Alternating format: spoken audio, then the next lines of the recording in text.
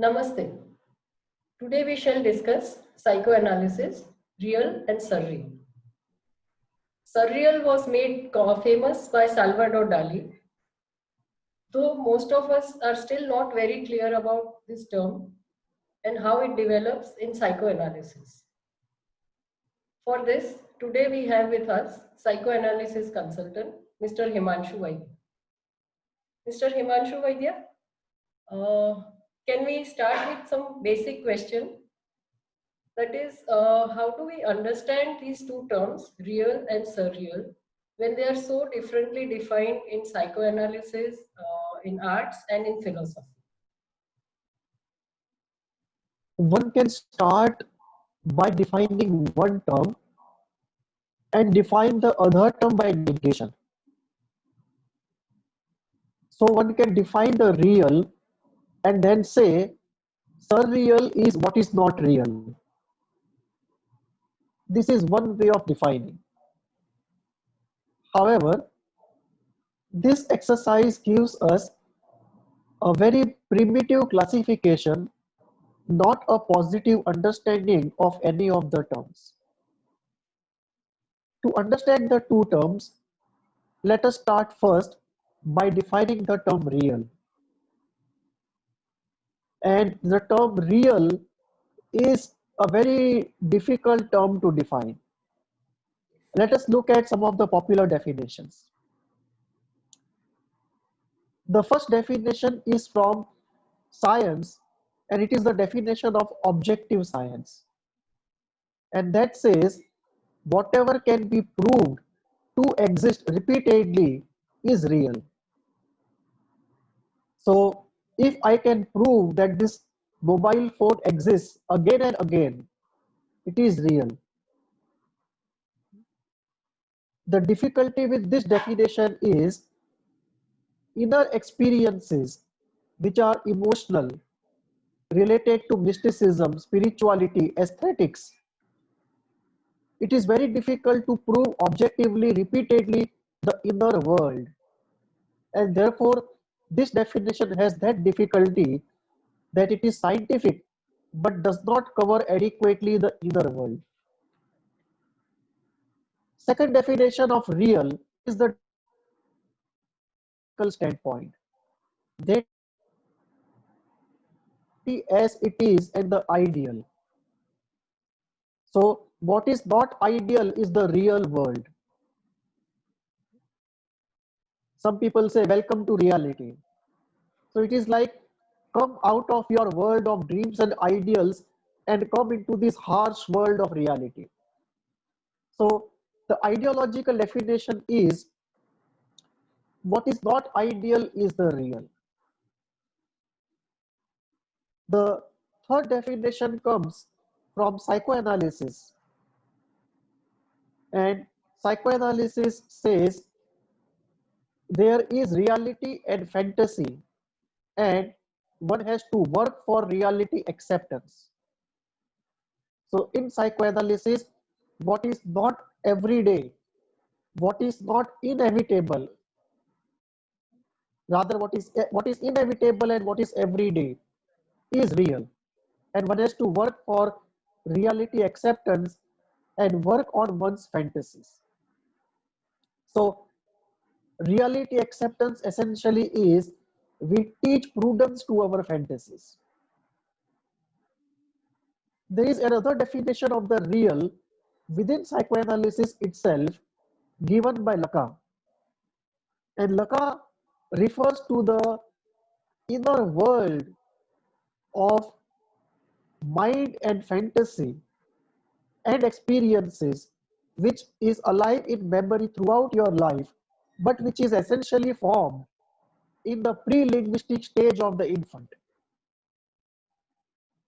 These are various definitions of what is real. Spiritual definition would be, they would say, only the state of being one with the universe is real and everything else is unreal. So they have a different definition of what is real. Philosophers would say that which is the source of everything is real, the absolute, above all events, the transcendental, eternal, and everything else which is in the phenomena of flux is unreal. So we have all these definitions. Definition that I use is like this.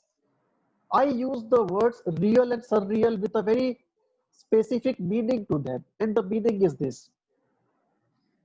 When I say something is real, I refer to three essential elements. One, anything related to human survival in its most basic form. So, the need, the quest, the search and consumption, and the experience related to thereof. Anything related to, let us say, basic food, water, oxygen, medicine, basic clothing, basic home, basic shelter. I would classify that as real, one element of real, anything fundamental related to survival. Second, anything which is an everyday compulsion, calling an electrician to fix something, calling the carpenter to do something, that is second element of real, the everyday compulsion. So first is basic survival, second is everyday compulsion, and third is suffering you have to endure involuntarily in human life, which may be because of sickness, maybe because of somebody else being powerful, whatever be the case of it. But these three elements, all human experiences related to basic survival in their generic form, everyday compulsions, and involuntary suffering. This is what I call as the real, and everything else as the surreal. And that leads us to a point that we look at real in this sense only as a necessary evil. We essentially want to live our life in the surreal. So, as a desire and as a living fact, the surreal, in fact, is more real than the real in terms of the desire and the quest. Why are these terms so important to you?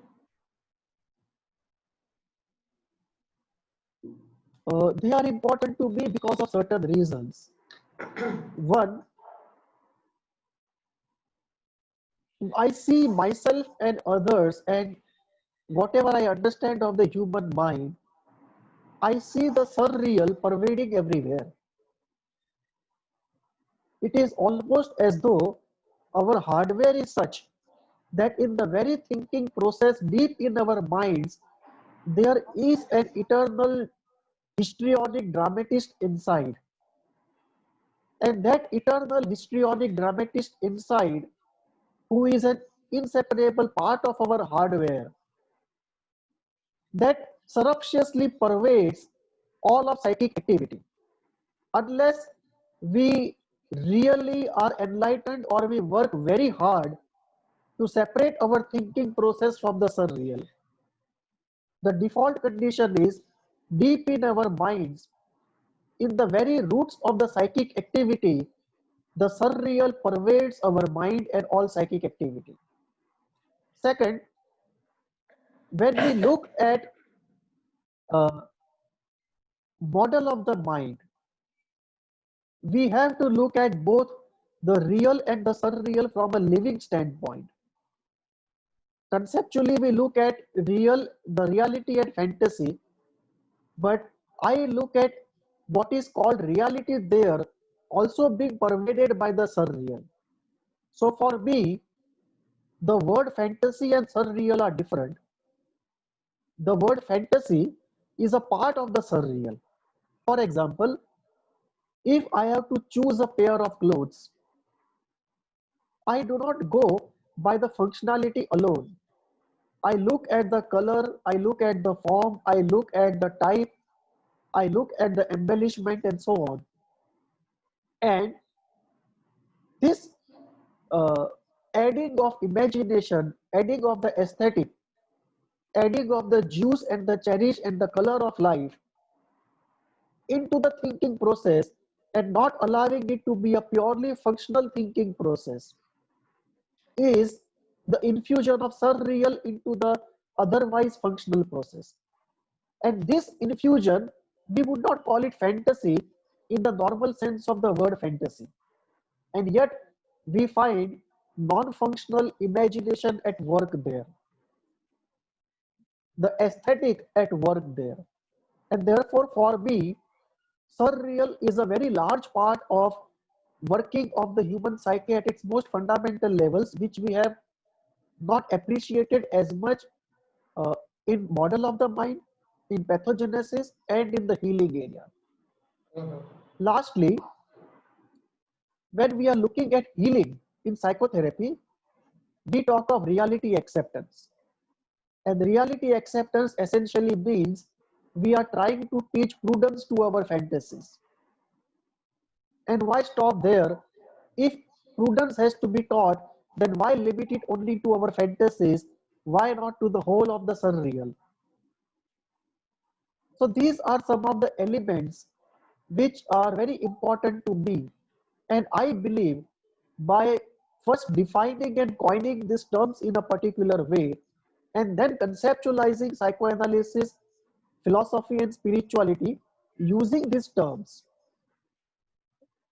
whatever scope these terms can allow us to conceptualize, I think it is a very productive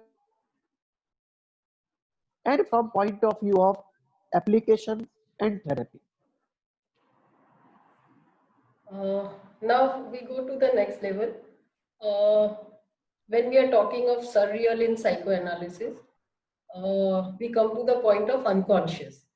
So, how does this concept of the surreal help us understand that the unconscious?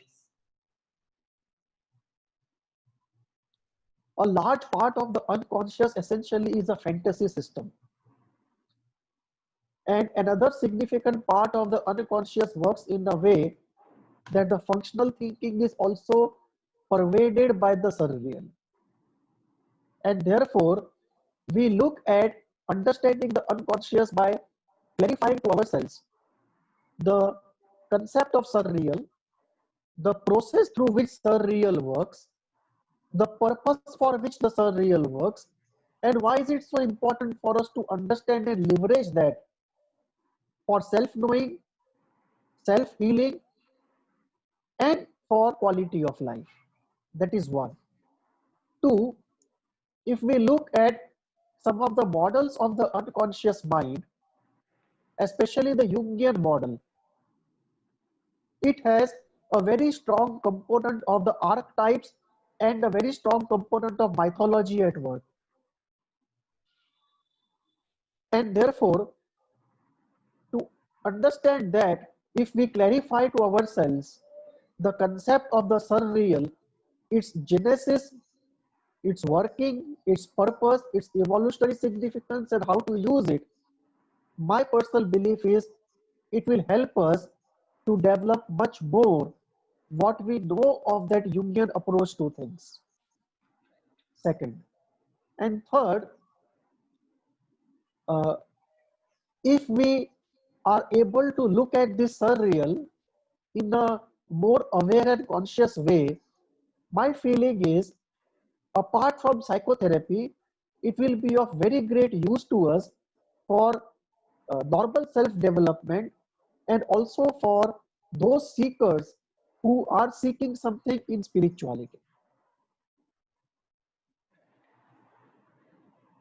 Uh, then the next question flows. Does the concept of surreal connect existentialism, spirituality, and psychoanalysis?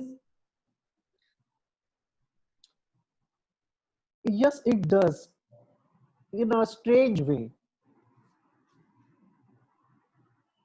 The fulfillment of life, the questions of origin, the questions of purpose, the questions of fulfillment cannot be answered in the domain of the real.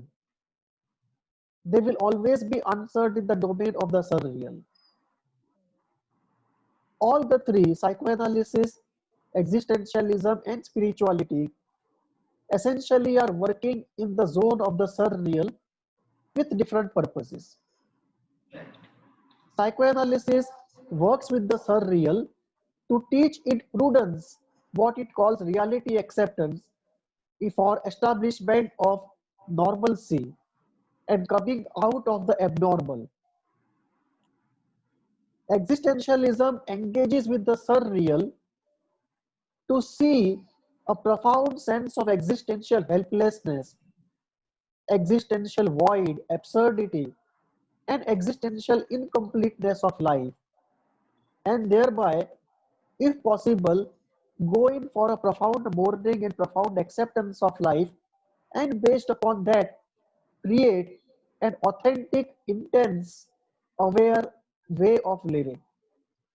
And spirituality looks at surreal in a way so that either by uh, giving up or by intense and aware experiences, you can be free from this compulsive nature of the surreal and be capable of a surreal free way of living and yet be in bliss. So one way to look at it is like a sequence. First, it is from psychoanalysis, you go to existentialism and then to spirituality. Difficulty arises when you are stuck either in psychoanalysis or in existentialism. Mm-hmm.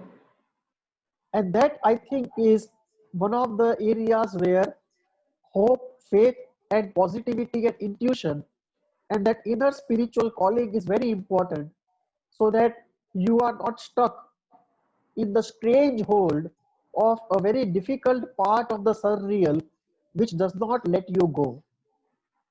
So this brings us to different parts of the surreal, some of which are pleasant, some of which are not obviously pleasant, but secretly pleasant, and some of which have this quality of holding on to you in a strange hold, in almost a tragic holding state kind of situation, which does not let you go. And therefore, uh, we have to be clear that psychoanalysis and existentialism both are like transitional states in our journey to reality, and we better be careful not to make home in a transitional zone. Right. Okay. Uh, you just mentioned about Carl Jung. Did he give a lot of importance to what we call this surreal? Yes, because Carl Jung's psychology essentially is a psychology of the surreal. Mm-hmm. Uh, if we look at his model of the mind, the way he looks at genesis of pathology, the way he tries to heal pathology, the way he looks at the healing process proceeding in the mind, all of that is suffused, pervaded through and through with the surreal. Two of his very important concepts are the concept of archetype and the concept of mythology being significant in the psychic process. And both of them, the archetype and the mythological contents, are essentially surreal in their nature. I mean, nothing can be more surreal than the archetype and the mythological entities. Now, Jung also says that the creation of archetypes and this emergence of mythological entities in the mind is a natural process. We are born with a hardware which does it automatically. And many of the surreal entities are not unique to the individual, they are collective.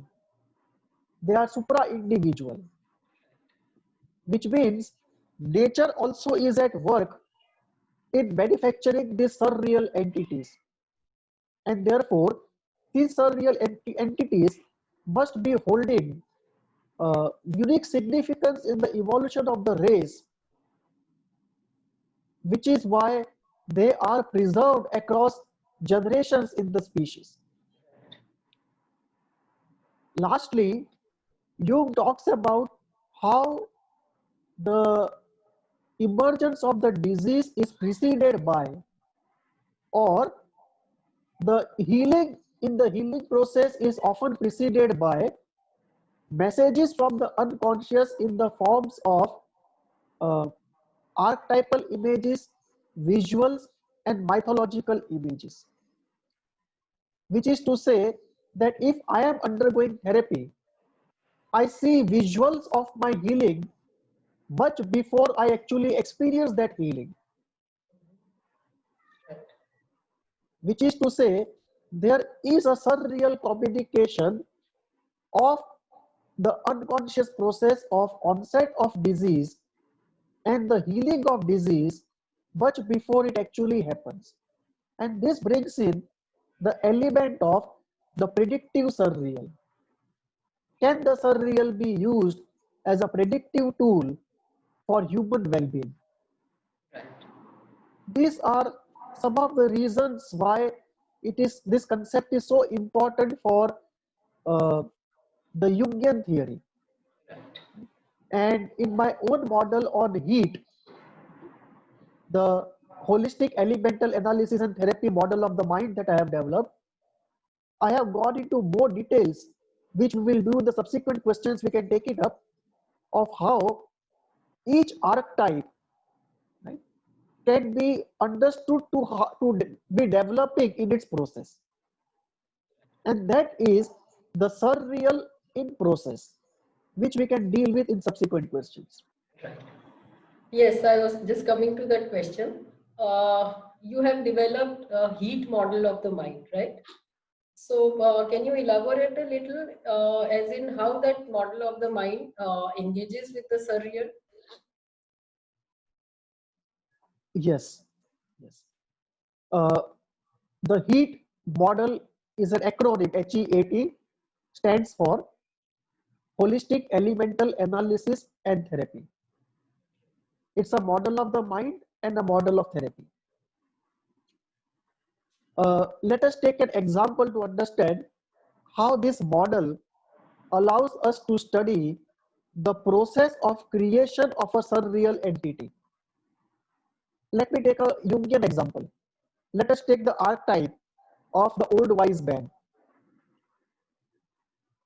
Let us say a child is born, and slowly, after the first few months or within a few days, we don't know when, but at some point, the mind starts developing the archetypes, right, by the very nature of its hardware. It is instinctually built into the person. Let us say the archetype of old wise man is to be created. How will it be created? We have three elements here: man, who is old, and who is wise. So these three uh, ingredients are required to be put into a process, at the end of which the archetype of old wise man will emerge. So there is some process in the mind which uses these three entities. So in order to generate the archetype of old wise man, first the mind must have the capability to understand, at least unconsciously if not consciously, the concept of man. It should have the ability to understand the concept of old. It should have the capability to understand the concept of wise. And these three ingredients, if they are there, they have to be related in a particular way. So the central entity has to be man, and on that man, these two qualities of oldness and wisdom have to be endowed upon. So you pick up one entity, man, and endow that entity with qualities. The quality of oldness, the quality of wisdom. And while we endow the quality of wisdom to that man, imagination has to come in to exaggerate, to magnify the quantity of wisdom. So there has to be understanding of quantity, and there has to be a process of magnification. when all these things happen, we finally have the archetype of the old wise man. So this process, if we look, we start from the elemental ingredients of a archetype and then look at how the elemental ingredients were worked upon, what relationships were set between them, what processes were in play so that the final product is the archetype. So this manufacturing process of the archetype, the raw material of the archetype, is very important to understand, because if an archetype has not been well formed, or if it's excessively active, maybe the difficulty is in not only its intensity, but also in the way it was formed, or the raw materials which went in, or the processes which were active in a faulty way during its formation. Now, this is a very structural, operational way of looking at the psychological surreal archetypal entity of the old wise man. Similarly, surreal entities can be non-archetypal also. So all surreal entities get formed in this kind of way using some psychological manufacturing process. So when we look at the raw materials, we get into the epistemology of the mind. And in philosophy, they have studied in depth the epistemology of the mind. We can borrow knowledge from there. And my heat model does precisely that. It brings in epistemology from the philosophy of the mind into psychoanalysis. So, in the heat model of the mind, we have an elemental, structural, operational analysis of the surreal. And that helps us to develop a very fundamental level clarity, a very fundamental comprehension of the genesis, of the operation, and of the purpose of the surreal entities. Now, since we have understood the surreal in a quite an extensive way, how do you envision this concept of surreal to now grow in psychoanalysis and in society? My feeling is that uh, once we realize the very concept, the awareness of it itself leads to a different kind of knowledge, distance, and objectivity. And that allows us not to be in a blind, unconscious, strange hold of the concept. Awareness is the first step of freedom. The moment you are aware of something operating in you, the blind, strange hold of that thing on you goes down. So first thing is awareness and understanding of this concept for beginning of freedom from the compulsive nature of this concept, of this entity. Second is how can we use it for developing better model of the mind, pathogenesis and healing. Third is how do we use it for uh, a normal person who does not have pathology to enhance his productivity, his relationship and his quality of life and his contribution to society. And lastly, how does, not lastly, but uh, how does holistic healing can make use of this concept by focusing on the surreal which is affecting uh, the psychological health, physical health, productivity or spiritual quest of any person.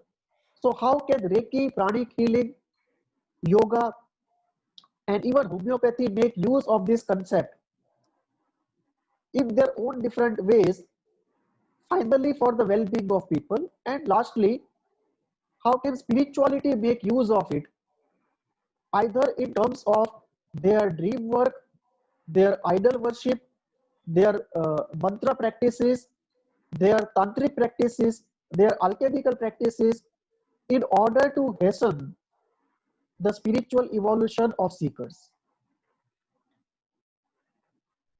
Okay. Thank you, Mr. Himanshu Vaidya. Today we have discussed psychoanalysis, real and surreal. In our subsequent videos, we'll be discussing many such topics in psychoanalysis. Do write to us at hvindia@gmail.com. Namaste.